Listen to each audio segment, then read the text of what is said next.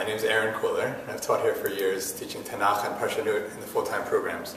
This week's Parasha is Parashat Pekudei. It brings us finally to the end of Sefer Shemot, the book that the Ramban, in his introduction to the book, calls Sefer HaGeula, the book of redemption. And he explains it begins with the exile to Egypt, and it ends with the redemption of Israel, spiritually, though not physically and geographically, as they're still in the desert, but have just completed the Mishkan.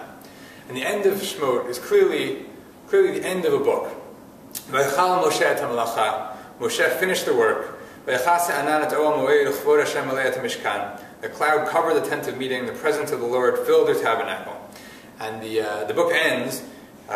Ki anan Hashem ala mishkan yomam ve'esh tiyeh layla bo le'inei kol beit Yisrael b'chol masehem. For over the tabernacle a cloud of the Lord rested by day, and fire would appear in it by night, in the eyes of all the house of Israel throughout all their journeys. And of course that's going to set the stage for the next 2.5 books of Chumash, as we follow Bnei Israel on their journeys, as we watch them wander around the desert, with God constantly hovering over them and in their midst. From another perspective, this concludes the story that began all the way back in Bereshit Parak Aleph. It's true that the Ramban, as the Ramban said, that Sefer Shemot, the book of Exodus, has one cohesive theme.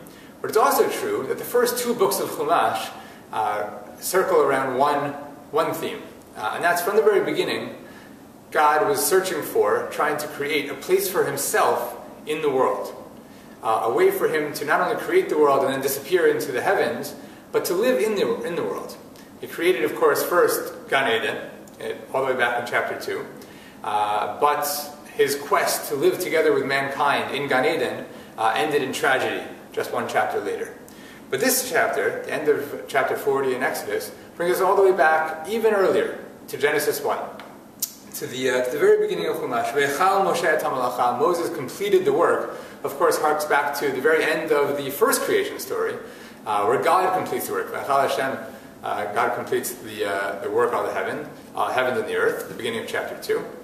And in a sense, this then concludes the quest, concludes the work that was begun all the way back then. Finally here, at the end of Exodus, God has his place on earth. It's not the utopia. It's not the ideal world that he had envisioned back at the beginning. What needed to change, it seems, is that mankind had to take place in building an area, a space for God in the world. Whereas God tried to go it alone at the beginning, doing all the work in Genesis 1, planting his own garden in Genesis 2, and then only putting man there, l'ovda u'l'shomra, to work it and to keep it. Here God has shifted the burden of creating that sacred space, creating that meeting place between God and man to mankind. Moses does the work, Bezalel does the work, all the people contribute to the work and build the Mishkan together. Finally, at the end of Exodus, Moses completes the work, and indeed this work, this Mishkan, this sacred space where mankind and God can meet, this will indeed accompany Bnei Israel l'chol masehem. They've accomplished something that God himself alone could never have accomplished. They created a space for God within the human world. Shabbat Shalom.